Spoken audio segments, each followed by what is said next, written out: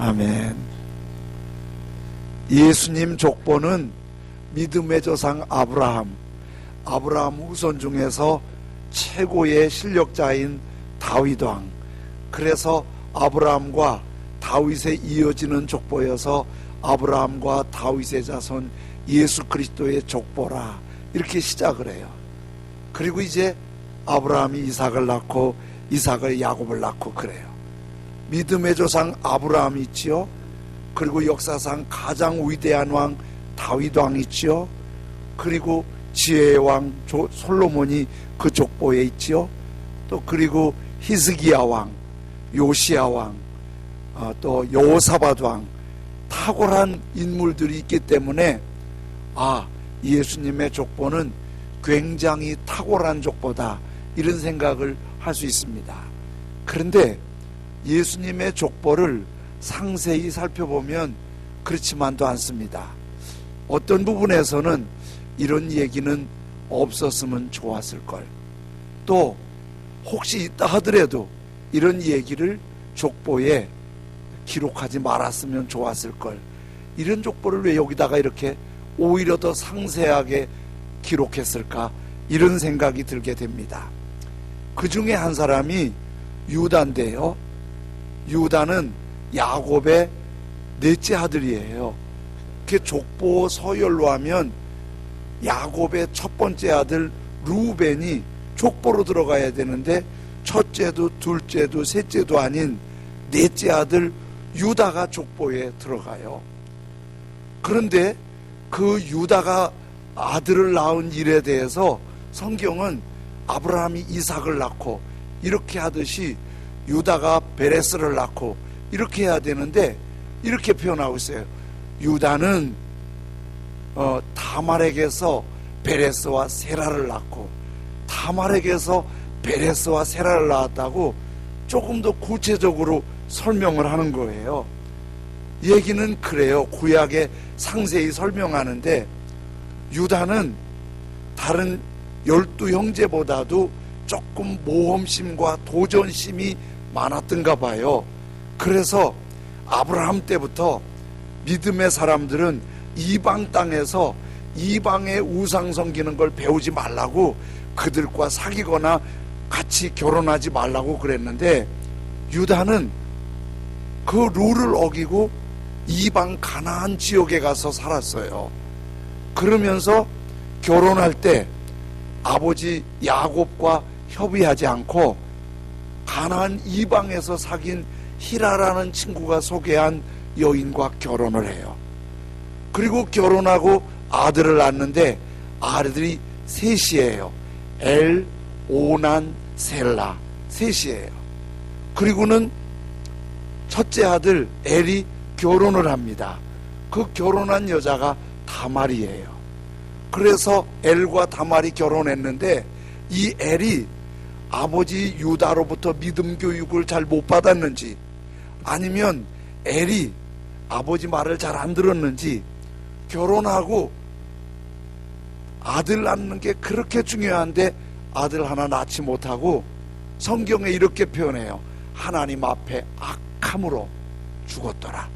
아들 낳지 못하고 엘이 하나님 앞에 악함으로 죽었어요. 그래서 다말은 젊은 나이에 혼자가 된 거예요. 그런데 중동 지방에 우리와 다른 결혼 제도가 있어요. 그게 뭐냐면 남편이 아들을 낳고 아들 낳지 못하고 죽으면 그 부인이, 우리 한국은 혼자 순결을 지키라고 그러는데 거기는 재혼을 하게 해요. 그런데 다른 사람하고 하지 않고 자기 남편의 형제, 자기 남편 형제가 없으면 자기 남편의 가장 가까운 친척과 재혼을 해요.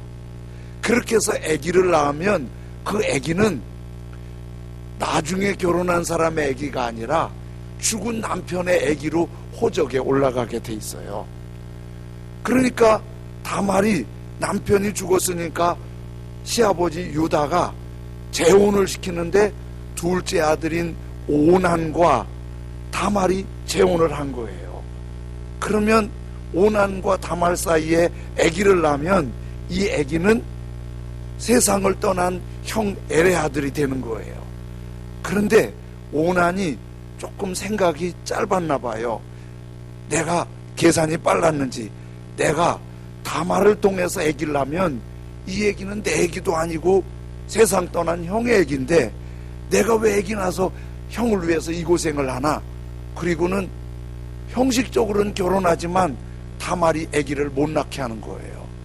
형식적으로 같이 살지만 아기 못 낳게 하는 거예요. 하나님 보시기에 그것도 바르지가 못한 거예요. 그래서 오난도 죽어요. 그러니까 졸지에 유다 집안에 아들 엘과 오난이 죽고 막내 셀라만 남은 거예요. 그러면 질서대로 하면 막내 셀라와 다말이 다시 결혼을 해야 돼요. 근데 아직 셀라가 어려요. 그리고 아버지 유다는 조금 걱정되는 거예요. 왜 다말이 신랑 잡아먹는 여잔가 보다. 그래서 잘못 줬다가 막내까지 죽으면 이거 걱정이잖아요. 신랑까지 죽으면 셀라까지 죽으면 아들 셋 후손도 없이 죽게 되잖아요. 그러니까 유다가 다말 보고 얘야 친정에 가 있거라. 그 정도만 하고 셀라 크면 부르겠다 이런 얘기는 안 했어요. 어쨌든 안 불러도 질서대로는 셀라가 크면 불러서 다말과 결혼을 시켜서 그 가문의 대를 이어가야 할 판인 거예요. 그런데 셀라가 컸는데도 시아버지 유다가 다말을 부르지 않는 거예요. 다말은 이제 초조한 거예요. 몸은 늙어가는데 요즘처럼 아기 안 낳는 걸 자유롭다고 생각하지 않고 아들 못 낳으면 여자에게 굉장히 중요한 충격이라고 생각해서 더 가다가 아기 못 낳으면 이거 큰일인데, 그런데 시아버지 유다가 부르질 않는 거예요. 셀라가 컸는데도. 그러니까 다말도 생각 있지요. 이러다가는 이거 늙어서 끝나겠다 이 생각을 하고 걱정을 하고 있는데, 소문에 중동 양치기 하는 사람들은 최고의 축제가 양털 깎는 축제예요. 그래서 양털 깎는 축제에는 음식도 하고 춤도 추고 먹고 즐기고 노래하고 그러거든요. 그 양털 깎는 축제에 시아버지 유다가 같이 즐기러 온다는 얘기를 다말이 들어요. 그런데 다말이 그 얘기를 듣고 번뜩 무슨 생각을 했냐면, 그 당시 창녀들은 자기 얼굴을 보지 못하게 앞을 이렇게 가린대요. 그래서 다말이 자기가 창녀가 아니지만은 창녀처럼 얼굴을 가리고 시아버지가 지나가는 길목에, 유다 앞에 길목에서 이렇게 창녀처럼 남자를 부르니까 유다가 그때 뭐가 힘들었는지 그 여자가 며느리인 줄도 모르고 이렇게 제안하는 거예요. 오늘 내가 당신 집에 가서 하룻밤 머물 수 있어? 그랬더니 다말의 계획이 마저 들어간 거예요. 그래서 그렇게 하세요. 그리고 시아버지가 며느리 집에 들어간 거예요. 지금 얘기가 그렇지요? 며느리 집에 들어간 거예요. 근데 며느리가 이제 시아버지한테 흥정하는 거예요. 오늘 밤 여기서 자고 얼마 주겠어요? 그러니까 시아버지가 며느리인 줄 모르고 내가 양 한 마리 줄게.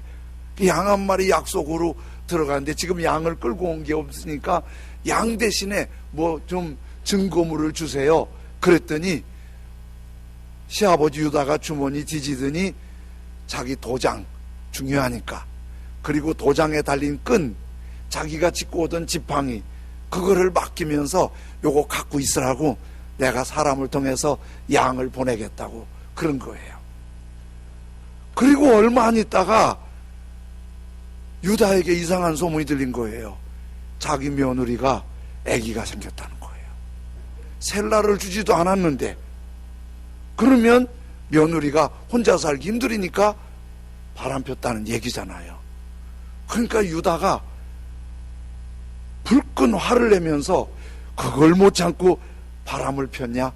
그리고 다말을 끌어내라고 그래서 시아버지가 다말을 처형하겠다고 사람들을 모아놓고 다말을 불러낸 거예요. 그리고는 시아버지 유다가 분노하면서 다말을 바라보고 있으니까 다말이 둘둘둘 떨면서 그 도장, 그 끈, 지팡이를 내보이면서 제가 이 주인으로 말미암아 아기가 생겼습니다, 그러는 거예요. 유다가 어떻겠어요? 뒤통수 맞은 거잖아요. 벙쪄갖고 아무 말도 못하는 거예요. 그리고 한참 생각하더니 유다가 며느리와 사람들이 많이 있는데 이런 말을 해요. 창세기 38장 26절에 이렇게 말씀하세요. 유다가 그것들을 알아보고 이르되 그는 나보다 옳도다. 내가 그를 내 아들 셀라에게 거기 아니에요. 모세 형제 나를 잘 보고 말씀 잘 들어야 돼요. 하나 보일 것도 안 보여준 거 있어요. 날 보고 말씀을 잘 들어야 되는데 지금 여자 생각했어요? 나를 잘 보고 말씀 잘 들어야 돼요. 유다가 시아버지가 그것들을 알아보고 도장과 끈과 지팡이를 알아보고 이르되 그는 이 여자 다말을 보고 며느리 보고 다말은 나 유다보다 옳도다. 아니 지금 이런 얘기예요. 네가 나보다 옳다, 그런 거예요. 옳은 이유를 내가 그를 내 아들 셀라에게 주지 아니었음이로다. 셀라에게 줘서 대를 잇게 해야 되는데 시아버지 유다가 걱정이 돼서 안 주니까 다말이 남자가 너무 그리워서 그런 게 아니고 대를 잇기 위해서 셀라를 안 주니까 이렇게라도 해서 대를 잇고자 하는 그거를 옳게 본 거예요. 근데 그래서 다말도 처형받지 않고 아들 낳는데 베레스와 세라 쌍둥이를 낳았어요. 그래서 시아버지와 며느리 사이에 낳은 대가 이어진 거예요. 그 당시에는 그럴듯 이해가 된다 하더라도 우리는 통 이해가 안 되잖아요. 어찌 그럴 수가 있니? 중요한 건 그 얘기가 예수님 족보에 들어가고 그냥 아브라함은 이삭을 낳고 이삭은 야곱을 낳고 이러면 좋을 걸 거기 가서는 또 그걸 또 언급해요. 유다는 타말에게서 베레스와 세라를 낳고 이 얘기를 왜 하냐고요. 그냥 거기도 유다는 베레스를 낳고 이러면 간단할 걸. 여기서 끝나지 않아요. 1장 4절에는 이렇게 말씀하고 있어요. 이새는 다윗을 낳으니라. 좀 빨리빨리 올라와야 돼요. 우리 같이 한번 읽어보십시다. 시작. 이새는 다윗 왕을 낳으니라. 다윗은 우리아의 아내에게서 솔로몬을 낳고. 여러분, 아들 낳을 때 내 아내를 통해 낳아야 돼요, 남의 아내 통해 낳아야 돼요? 내가 이걸 물어봐야 돼요? 아니 다윗이 솔로몬을 낳으려면 지 아내를 통해서 낳아야 되지. 우리아는 남이잖아요. 남의 아내 우리아를 통해서 우리아의 아내를 통해서 아기를 낳았다는 거예요. 이 얘기도 구약에 나오는데 이렇게 나와요. 암몬과 이스라엘이 전쟁할 때 이스라엘의 최고 지도자인 요압 장군이 군대를 이끌고 암몬과 전쟁을 하는 거예요. 다윗 왕은 전쟁터에 나가지 않고 왕궁에서 소식을 기다리고 있는데 왕궁은 좀 높잖아요. 왕궁을 이렇게 거닐고 있는데 어느 집안에 목욕시설이 마땅치 않으니까 울타리가 있으니까 울타리 안에서 한 여인이 발가벗고 목욕을 하는 거예요. 다른 사람은 못 보는데 왕궁에 있는 다윗 왕이 거닐다가 그걸 본 거예요. 누군가 알아보라고 그리고 자기 아내도 있으면서 그 여인 오라고 그래서 그 여인하고 즐긴 거예요. 누군가 알아보라고 했더니 다윗 왕의 신복인 요압 장군의 부하인 우리아의 아내인데 이 우리아가 전쟁터에서 암몬과 죽기 살기 전투하고 있는 거예요. 다윗도 조금 찔리니까 빨리 가라고, 그리고 하룻밤 즐기고 끝내려고 그랬던가 봐요. 근데 조금 있다가 우리아의 아내 이름이 바세바라고 소개되는데 바세바가 사람을 보냈어요. 폐하로 인해서 제가 아기가 생겼습니다. 다윗이 그냥 조용히 끝내려고 그랬는데 아기가 생겼으니 요즘처럼 그거 조절할 수 있는 기술도 없고 다윗이 덜컹 겁이 난 거예요. 그 겁이 나서 이걸 어떻게 하지? 그러다가 다윗이 생각해낸 게 요즘처럼 DNA 검사도 못하니까 얼른 전쟁터에 우리야 사신을 보내서 우리야를 불러오라고 그래요. 전쟁하고 있는 우리야를 불러다가 우리야, 내가 왕으로서 특별 휴가를 주노니 집에 가서 좀 쉬었다 가거라, 그런 거예요. 그 집에 가서 쉬었다 가면은 다윗을 통해 낳은 아기가 생긴 아기가 우리아의 아기라고 그러면 될 거잖아요. DNA 검사 안 되니까. 그치요? 그런데 이 우리아가 얼마나 충성스러운지 휴가 안 간다는 거예요. 나의 주이신 지휘관 사령관 요압 장군이 목숨 걸고 싸우고 있는데 나만 혼자 가서 휴가 가는 건 말이 안 된다는 거예요. 휴가를 보내려고도 안 가는 거예요. 다윗이 너무 걱정이 된 거예요. 너무 걱정이. 이거 어떻게 하지 이걸? 계획대로 안 되는 거예요. 근데 죄는 자꾸 죄를 더 만들어요. 다윗이 요걸 감축해서 끔찍한 일을 하는 거예요. 편지를 써서 우리야 손에 밀봉을 해갖고 열어보지 말라고 단단히 말한 다음에 요압 장군에게 갖다 주라고 그래요. 그 편지 내용은 요압 장군 보고 이 우리야를 전쟁터 최전방에 보내서 암몬 군인이 쏘는 화살에 맞아 죽게 하라고 세상에 끔찍한 짓을 하는 거예요. 요압 장군은 얼마나 충성스러운지 그것까지 순종을 해서 우리야를 전쟁터 최전방에 보내서 암몬 자손의 그 군대의 화살에 맞아 전사해요. 죽으니까 재혼이 가능하잖아요. 그 사이에 바세바를 자기 아내로 맞이하는 거예요. 그리고 그가 낳은 아들이 솔로몬인 거예요. 이것도 예수님 족보니까 다윗은 우리아의 아내에게서 그걸 빼고 다윗은 솔로몬을 낳고 이렇게 하면 좋잖아요. 이 얘기를 왜 하필이면 다윗은 차라리 그렇게 하지 말고 바세바에게서 이러든지 남의 아내에게서 낳았다고 이렇게 얘기를 하냐고요. 제가 이런 말씀들을 쭉 보면서 아브라함은 이삭을 낳고 이삭은 그냥 이렇게 쭉 나가든지 말하기 싫고 불편하고 추하고 부끄러운 얘기들은 좀 가리고 했으면 좋은데 오히려 시아버지 유다는 며느리를 통해서 다윗은 다른 부하의 아내를 통해서 아기를 낳았다고. 이게 왜 이렇게 했지? 마태복음은 마태가 기록했어요. 족보도 마태가 기록했어요. 그럼 마태가 마태복음을 기록할 때 편집 권한이 있잖아요.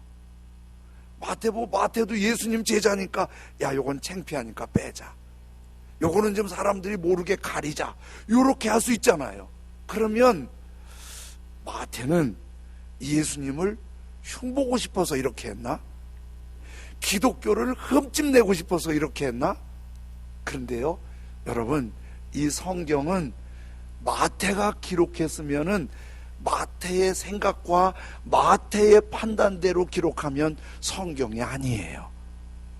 여러분이 아무리 좋은 책을 써도 여러분의 생각과 사상으로 책을 쓰면 성경이 아니에요.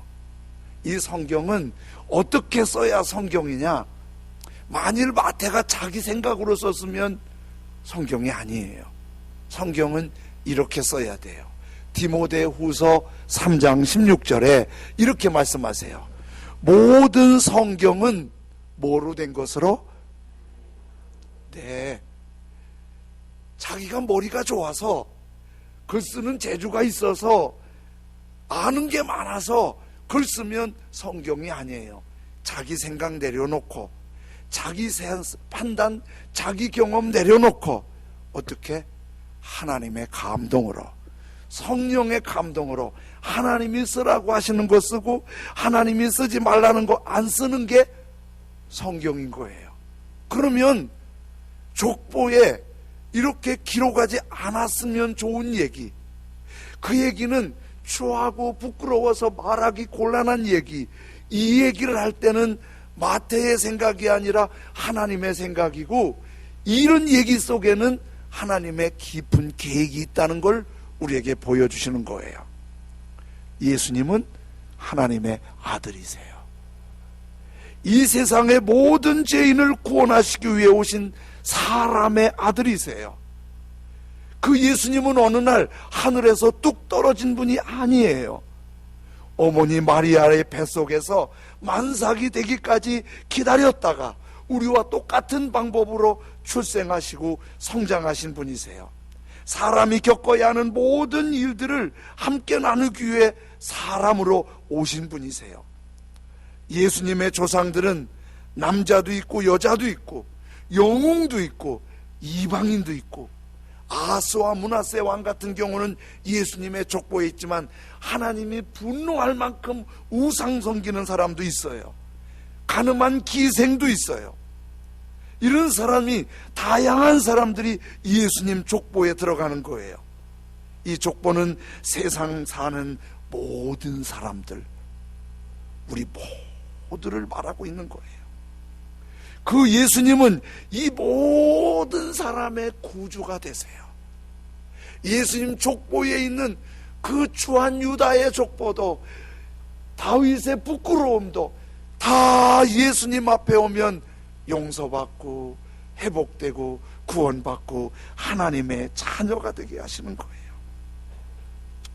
그래서 예수님께서 이 땅에 오셔서 사역하실 때도 왕궁에 들어가서 품위 있게 왕에게 전도하고, 성전에 가서 품위 있게 제사장에게 말씀을 가르치시고, 그러지 않고, 그것도 하셨지만은 예수님의 주 관심은 시집을 6번이나 가서 여자들끼리도 고개 들 수 없을 만큼 부끄러웠던 사마리아 여인을 만나서 복음을 전하셨어요. 38년 되어서, 병든 지 38년 되어서 38년 동안 병 때문에 지질이 고생해서 삶의 절대 절망일 때, 다 본인도 다른 사람도 다 포기할 때, 예수님은 그 사람을 찾아가서 그 병을 고쳐주시고 일으켜주신 분이세요. 예전에 안 못 본다고 무시당하던 바디메오, 예수님 부를 때 예수님은 그 사람에게 찾아가서 눈을 열어주시고 어두운 세상을 밝게 하세요. 7 귀신 들려서 완전 미쳐버려서 여자로서 부끄러웠던 여자 막달라 마리아, 예수님께서 그 여인의 안에서 괴롭히던 7 귀신을 내쫓아 주시고 그 여인을 남은 생에 예쁘게 주님 잘 섬기고 성경에 나오는 귀한 인물로 남도록 해주신 분, 예수님이세요. 예수님 족보만 그런 것이 아니라 예수님 사역에도 아픈 사람, 부정한 사람, 부끄러운 사람, 추한 사람, 나서기 어려운 사람, 그런 사람도 주님이 다 받으시고, 주님 믿으면 용서해 주시고 품어주시고 치유해 주시고 회복시켜 주시는 분이 우리 주님이시라는 걸 그 족보 속에서 말씀해 주시는 거예요. 중앙아시아의 카자흐스탄이라는 나라가 있습니다. 뒤에 스탄, 키르기즈스탄, 우즈베키스탄, 투르코메니스탄, 파키스탄, 이러면 스탄이 들어가면 무슬림 국가예요. 국교로 정하지 않았어도 무슬림 문화가 강한 지역이에요. 근데 카자흐스탄에 몇 년 전에 한 신학생이 자기 이름을 밝히지 않고 간증을 인터넷에 올렸어요. 그분의 아버지는 무슬림 지도자인 이맘이에요. 교회선 지도자를 목사님이라고 그러면 무슬림은 이맘이라고 그래요. 아버지가 이맘이어서 어머니가 자기를 기를 때 너는 이맘 되라고, 무슬림 지도자라고 가르쳤어요. 그리고 6남매가 있는데 자기가 이맘 될 준비를 다 했는데 아버지가 이맘인 아버지가 일찍 세상을 떠나셨어요. 가족을 돌볼 수가 없는 거예요. 그래서 장남인 자기가 이맘 되는 거 뒤로 미루고 무슬림 지도자 되는 거 내려놓고 자기 다시 일하러 나갔어요. 그리고 버스 운전 배워서 버스 운전하면서 결혼도 하고 자녀도 낳고 또 이렇게 잘 안정이 돼갔어요. 그런데 그렇게 살면서 이 사람이 자기가 무슬림 지도자가 되겠다는 생각보다도 삶이 너무 힘드니까 술을 먹기 시작하고 바람도 피우기 시작하고 집안은 돌보질 않아요. 어느 날 아침에 버스 시동을 걸어야 되는데 얼어갖고 시동이 안 걸리니까 뜨거운 불을 피울 수 있는 걸 갖고 버스 밑으로 기어들어가요. 그리고 녹여서 시동을 걸려고. 그런데 그 작업을 하고 있는데 한 사람이 버스 운전을 하면서 누워있는 이 사람 앞을 지나가면서 다리를 그대로 밟고 지나가요. 다리가 다 으스러져 버렸어요. 하고 비명 지르자마자 기절해 버렸어요. 너무 아파서. 눈 떠보니까 병원이에요. 부인이 그 얘기 듣고 얼른 병원으로 달려왔어요. 하루 이틀 지나고 보니까 다리가 너무 부서져서 치료가 안 되고 절단해야 된대요. 부인이 앞이 캄캄한 거예요. 그런 지역 대부분이 보험제도 차량보험, 개인보험 없잖아요. 그런데 이 부인이 더 힘든 게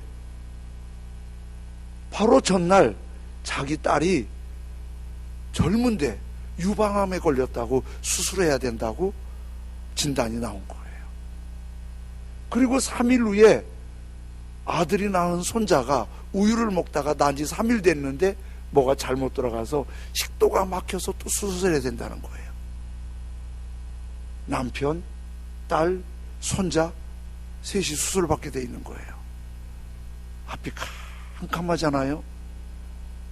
남편 시중 들다가 집에 갔다 올 일이 있어서 병원에서 나와서 버스 정류장에 서 있는데 너무 진이 빠져서 털썩 주저앉아서 한없이 흐느끼면서 울었어요. 아는 사람들이 왜 이러냐고. 그러면 혼자 푸념처럼 그랬어요. 남편도 다리 절단 수술하고, 딸도 유방암 수술하고, 손자도 식도 수술해야 된다고, 지금 돈이 한 푼도 없다고, 어쩌면 좋으냐고. 그래 울고 있는데 그 마을에 한 교인이, 교회 다니는 거기 중앙아시아에서는 기독교가 가장 많이 부흥한 데가 카자흐스탄이에요. 아주 굉장히 규모 있는 교회도 있고 가끔 기독교와 무슬림이 부딪히기도 하는데 정부에서 조율을 좀 하고 그래요. 그런데 예수님 믿는 교인이 그 얘기를 듣고 그분한테 어깨를 두드리면서 이렇게 하는 거예요. 당신을 도와줄 분은 하나님밖에 없네요. 하나님께 기도하시죠. 제가 지금 기도하러 가는데 나와 함께 기도하러 갈래요? 그랬더니 이분이 워낙 힘들었는지 이맘 집안에서 기도하러 따라간 거예요. 교회 가니까 마침 기도하는 사람들이 모여서 얼마나 뜨겁게 기도하는지 아직 믿음도 없는데 너무 딱한 마음에 한없이 울면서 아픈 사정을 하나님 부르면서 기도를 했어요. 목사님이 그 얘기를 듣고 카자흐에 있는 여러 교회 목사님들한테 이 상황을 알리고 기도 부탁을 했어요. 그리고 그 부인이 그 다음날 병원에 갔는데 너무 충격이에요. 남편이 부인이 가기 전에 누가 그 부서진 다리를 만지는 것 같더라는 거예요. 그러면서 감각이 없었는데 후끈 달아오르더래요. 그 이상하다. 그리고 누워있는데 간호사가 그날 수술날이어서 수술 준비하러 온 거예요. 그래서 간호사 보고 이상하다고 내 다리가 내 다리 좀 한번 봐주시라고. 그랬더니 간호사가 열어보더니 깜짝 놀라면서 새까맣게 부서졌던 다리가 정상으로 돌아온 거예요. 그 얼른 뛰어가서 의사한테 의사를 불러온 거예요. 의사가 딱 보더니 이건 기적이라고. 그 남편은 아직 예수님 안 믿어요. 근데 기적이라고. 어떻게 이럴 수가 있냐고. 이렇게 부서진 게 나올 수가 있냐고. 그리고 그 다음날 그 남편이 퇴원을 한 거예요. 그 부인이 주님의 은혜를 한 거예요. 딸을 위해서, 손자를 위해 기도했는데 딸도 손자도 병원 가지 않고 주님의 은혜로 치유됐어요. 그러니까 이 부인이 믿음이 살아있는 하나님을 경험한 믿음이잖아요. 얼마나 신앙생활을 열심히 하는데 교회에서 성경을 좀 쓰라고 그러니까 남들이 안 볼 때 새벽에 쭉 일어나서 성경을 쓰는데 남편이 새벽에 일어났다가 부인이 뭘 쓰고 있으니까 연애 편지 쓰냐고 막 다그치길래 그때까지 남편 아직 예수님 안 믿어요. 그게 아니고 내가 당신이랑 힘들어서 기도했더니 하나님 고쳐주셨고 나 예수 믿고 교회에서 성경 쓰라고 그래서 성경 쓰고 있다고. 그러니까 그 남편이 내가 이맘 될 사람인데 네가 교회를 나간다고? 말도 안 돼. 그러면서 남편이 부인을 괴롭히기 시작하는데 성경 다 찢어버리고 2년 동안을 자기가 운동하던 아령을 집어던져서 부인이 팔이 부러지기도 하고, 무슬림은요 그 남편이 아내를 때립니다. 꿀안에도 말 안 들으면 조금 적당히 때리라고 그래요.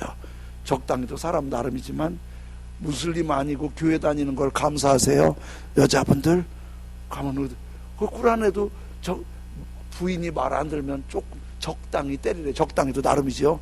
아령도 적당일 수 있고 손바닥도 적당일 수 있으니까. 어떤 때는 다리미를 집어던져서 얼굴이 깨지기도 하고. 2년 동안 너무 힘들지만 살아계신 하나님을 경험했으니까 하나님을 포기할 수 없는 거예요. 한 2년 지난 다음에 남편이 자기 무슬림 친구들한테 마누라 얘기를 한 거예요. 그랬더니 무슬림 친구들이 더 괴롭혀야 된다고, 교회에서 나올 때까지 괴롭혀야 된다고. 그때 술을 거나하게 마시고 휘발유통을 가지고 집에 간 거예요. 그리고 부인에게다 휘발유 뿌리고 당신 예수 믿겠냐고, 내가 불사질러겠다고. 무슬림 지역에서는 여자들이 상당히 인격적인 대우를 못 받습니다. 불사질러겠다고. 그러니까 알라가 하나님이라고 말하라고. 그랬더니 부인이 남편 앞에 그러는 거예요. 난 예수님 안 믿을 수 없다고. 알라 아니라고. 예수님이 나의 주님이라고. 그러니까 부들부들 떨면서 남편이 화나서 성냥을 거댔어요. 근데 술김이었는지 제대로 못 봐서 불이 안 붙는 쪽을 긁은 거예요. 그때 아들이 팍 튀어나와서 아버지를 붙잡고 막 울면서 말하는 거예요. 아버지, 이렇게 해서 엄마 돌아가시면 아버지는 감옥 가고 우리는 어떻게 살라고. 그 말 들으니까 아버지도 멍하잖아요. 어머니는 펑펑 울고 있고, 아들이 화가 나서 아버지, 제가 이 휘발유통 갖고 교회를 불사질러 버릴게요. 그러니까 엄마가 얘야, 그러지 마라. 교회는 잘못 없다. 교회 불사질러면 나를 불사질러라. 그러면서 일단 상황이 끝났어요. 부인은 그 즉시 교회 가서 펑펑 울었어요. 남편은 여러 가지 생각에 마음이 이리저리 혼란한 거예요. 그리고 울다가 분노하다가 밤잠을 이루지 못했어요. 아침녘에 부인이 왔는데 부인이 풀이 죽어있는 남편 손을 잡고 이렇게 말하는 거예요. 여보, 하나님이 내게 말씀하셨어. 오늘 당신이 예수님을 믿어 그리스도인이 된대.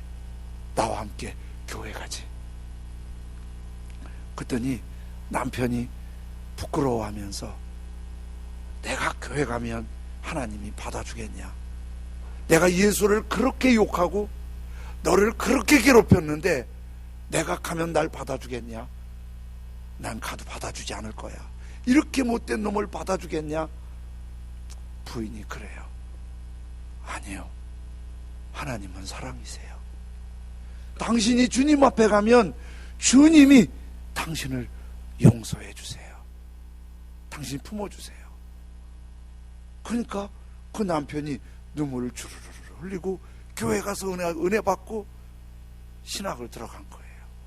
무슬림 지도자가 되려는 사람이 예수님 믿고 신학하고 하나님의 사람으로 교육받으면서 무슬림 세력의 영향 때문에 이름을 밝히지 않고 간증을 올렸더라고요.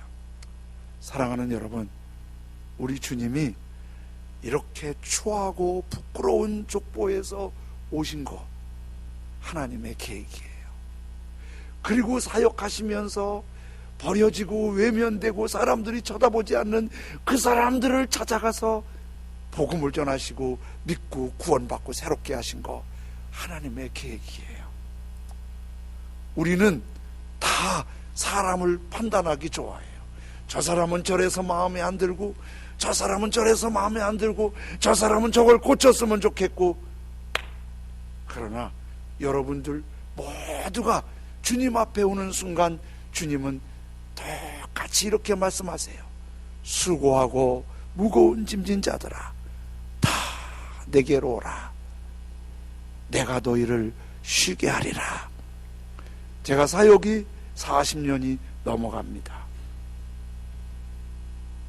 제가 사역한다고 했는데 요즘에 엎드려서 주님 앞에 기도하면 제 안에 왜 그렇게 부끄러운 게 많은지, 하나님 마음 아프게 해드린 게 왜 그렇게 많은지, 그리고 이 부족한 사람을 목사라고 나를 늘 인정해주고 함께 사역해주시는 온 교회가 아주 고마울 뿐이에요. 주님은 아주 의롭고 잘나고 깨끗하고 이런 사람만 관심 있는 게 아니라 오히려 잃어버린 양 한 마리, 아프고 찢긴 마음, 슬픔, 이렇게 괴롭히고 이렇게 욕하던 사람도 받아주시는 주님, 다 병들어서 망가진 것도 고쳐주시는 주님, 회복시켜주시는 주님, 그 주님이세요. 어제 청년들, 학생들이 성탄 준비하느라고 왔다 갔다 눈게 준비하는 거예요. 잘 준비해야죠. 또 선물 줄 생각도 하실 거예요. 음식도 준비할 거예요. 진짜 성탄 준비는 예수님 오시기 전에 강림절이에요. 예수님 오실 준비하는 거예요. 그리고 성탄절의 최고의 이벤트는 그 주님이 내 안에 오셔서 나를 치유해 주시는 거예요. 그 주님이 내 안에 오셔서 내 부끄럽고 추한 것들을 씻어 주시는 거예요. 그 주님이 내 안에 오셔서 내 아픔을 치유하시는 거예요. 더 겸손하게, 더 사모하는 마음으로 주님 기다리고, 2019년 성탄절의 최고의 이벤트는 그 예수님을 만나시기 원합니다. 예수님을 모시고 예수님이 치유하시고 새롭게 하시고 기름 부으시는 은혜가 있기를 원합니다. 오늘 이런 찬송 부를게요. 주의 보좌로 나아갈 때에 어떻게 나가야 할까? 나를 구원하신 주의 십자가, 그것을 믿으며 가네. 주의 보좌로 나아갈 때에 나 여전히 부족하나 나를 품으신 주의 그 사랑, 그것을 믿으며 가네. 우리 찬송하면서 주님께 기도하는데, 주님, 제가 부족한 거, 허물된 거 많습니다. 부끄럽습니다. 나를 받으시고 용서하신 기쁨이 성탄절에 새롭게 일어나게 하여 주옵소서. 내 아픔이 있습니다. 고쳐주십시오. 내게 주님의 첫사랑 회복이 필요합니다. 이번 성탄절에 그런 은혜가 있게 해주십시오. 찬송하며 주님께 나아가고 기도하길 원합니다. 주의 보좌로 나아갈 때에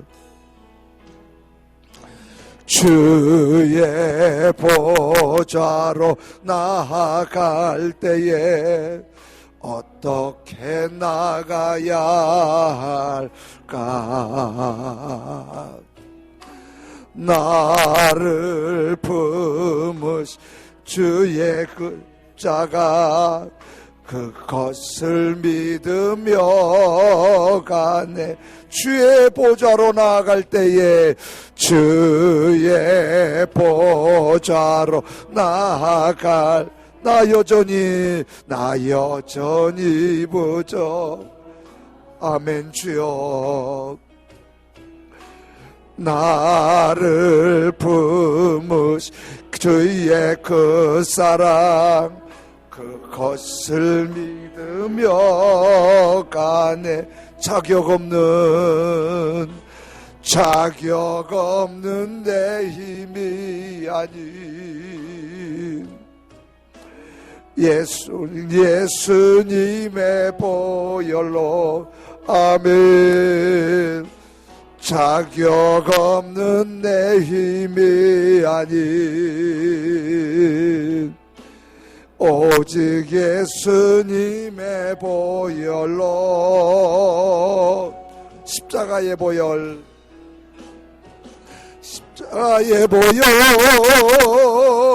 완전하신 사랑 힘입어 나가니다. 십자가의 보혈 완전하신 사랑 힘입어 합니. 주의 보좌로 나아갈 때에 주의 보좌로 나아갈 때에 어떻게 나가야 할까? 나를 구워 주의 십자가 그것을 믿으며 가네. 주의 보좌로 나 여전히 부족하나 우리의 어떤 허물과 죄도 다 용서하시는 분이고 품어주시는 자비로우신 분입니다. 어떤 아픔도 고쳐주십니다. 어떤 깨진 것도 회복시켜 주십니다. 이번 성탄절에는 더 낮은 모습으로 사모하는 모습으로 주님께 나아가서 그 주님의 은혜로 치유와 회복과 거룩함이 있는 복된 성탄절이 되게 하여 주옵소서. 주님, 예수님 십자가 보혈이 치유하시고 회복시켜 주십니다. 주님, 나를 받아주십시오. 우리 다 같이 주의 이름 부르며 부르짖어 기도하십니다. 주여, 주여,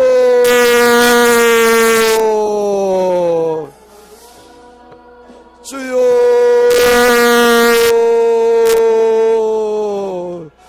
주여, 주여, 주여. 전능하신 아버지 하나님 감사합니다. 주여, 은혜 베푸시는 걸 감사합니다. 전능하신 나의 아버지 하나님 감사합니다. 거룩하신 은혜와 능력으로부터 시니 감사합니다. 전능하신 나의 아버지 하나님 홀로 영광을 받으시며 하나님의 거룩하신 은혜와 풍성한 역사가 있도록 전능하신 나의 하나님 아버지의 손길과 능력의 역사가 있도록 주여, 주여, 아레브라라 카레브라라 샬라카스만 자레브라라 카레브라라 카레브라라 아레브라라 샬라카스만 자레브라라 카레브라라 샬라카스만 자레브라라 주여, 전능하신 아버지 하나님, 정결케 하시옵소서. 주님을 닮아가게 하시옵소서. 치유가 있게 하시옵소서. 회복이 있게 하여 주시옵소서. 하나님의 거룩한 역사가 있도록 인도하시길 원합니다. 전능하신 아버지 하나님, 권능하실 높으시길 원합니다. 주여, 사랑 힘입어 나갑니다. 십자가의 보혈 완전하신 사랑 힘입어 예배함니. 주의 보좌로 나아갈 때에, 주의 보좌로 나아갈 때에 어떻게 나가야 할까? 나를 구원한 주의 십자가, 그것을 믿으며 가네. 주의 보좌로, 주의 보좌로 나 여전히 부족하지만, 여전히 부족하나 나를 품으신 주의 그 사랑, 그것을 믿으며 가네. 아멘. 내 힘이 아닌 오직 예수님의 보혈로, 자격 없는 내 힘이 아닌 오직 예수님의 보혈로,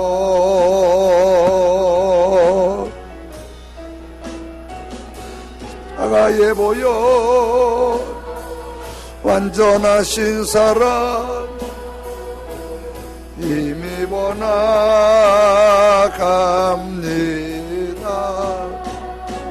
십자가의 보혈 완전하신 사랑 힘입어 예배합니다.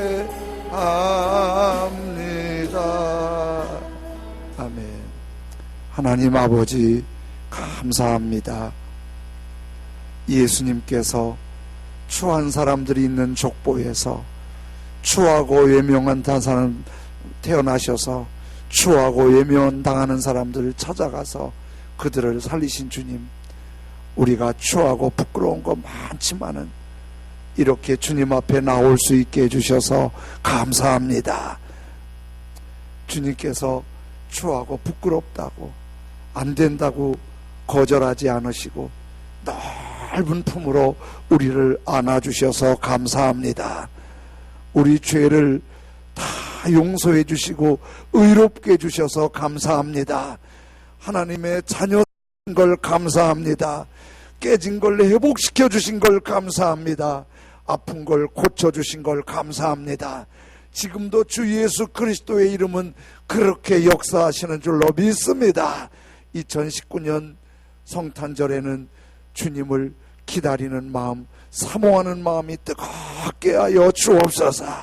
모든 초점을 주님께 마치고 주님을 바라보며 주님을 모시고 치유받는 성탄절이 되게 하여 주옵소서. 회복되는 성탄절이 되게 하여 주옵소서. 주님의 손길을 간증하는 성탄절이 되게 하여 주시옵소서. 존귀하신 아버지 하나님, 주님께서 우리를 받으셨듯이 우리도 다른 사람 허물을 탓하거나 비난하거나 함부로 말하지 않고 흠짐대지 않고 주님처럼 서로 품어주면서 한 해를 마무리하고 새해는 더 복이 되게 하여 주옵소서. 감사함으로 헌금을 드릴 때 우리 주님의 기쁨이 되길 원합니다. 예수님의 이름으로 기도드립니다. 아멘.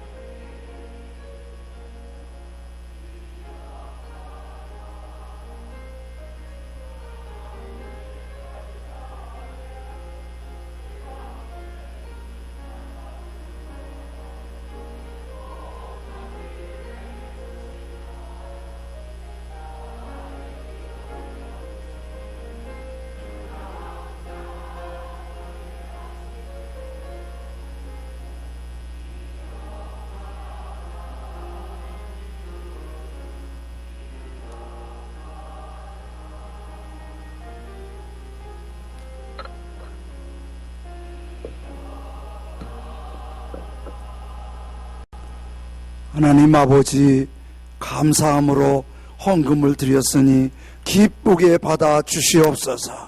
그리고 손길마다 복이 크신 아버지께서 복을 내려 주옵소서. 주일헌금 드렸사오니 주님의 손길을 느끼며 한 주간도 치유와 회복과 사랑이 가득한 복을 부어 주옵소서. 10의 1을 구별해 드렸사오니 일터에도 크신 주의 능력과 손길이 함께 하셔서 흥왕하고 번성하고 하나님 영광 드러내는 일터로 넘치게 복을 내려 주옵소서. 감사헌금 1,000번제헌금 소원헌금 드렸사오니 기쁘고 감사할 일 더 많고 소원보다 더 좋게 넉넉하게 복 내려 주옵소서. 선교헌금, 비전센터 헌금, 장학헌금,